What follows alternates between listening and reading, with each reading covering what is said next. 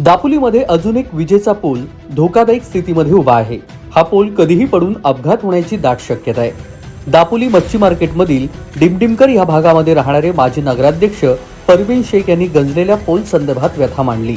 विजेच्या पोलची दुरावस्था झालेली असून पोल गंजल्यामुळे पोलच्या खालील भागात छिद्र पडलेले आहे। हा पोल कधीही पडून आजूबाजूच्या घरावर पडून दुर्घटना होऊ शकते।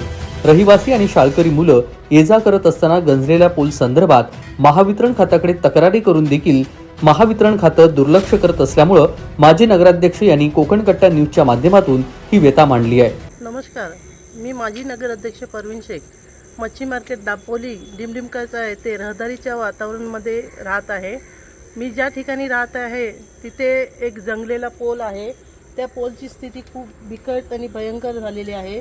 हा पोल पडल्यानंतर जीवास भरपूर धोका होण्याची शक्यता आहे आणि ते आम्हाला त्या पोलमुळे रहदारीला येण्याचं खूप भीतीदायक वातावरण झालेलं आहे।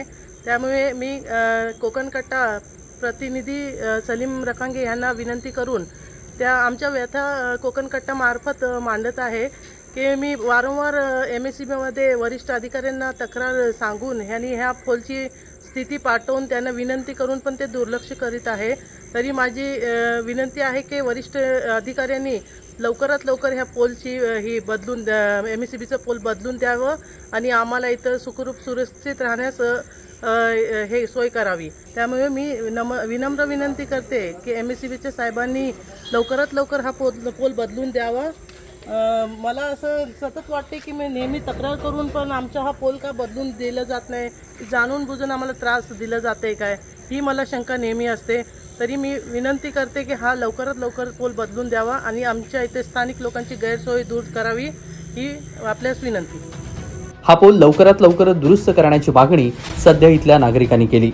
सलीम रखांगे, कोकण कट्टा न्यूज, दापोली।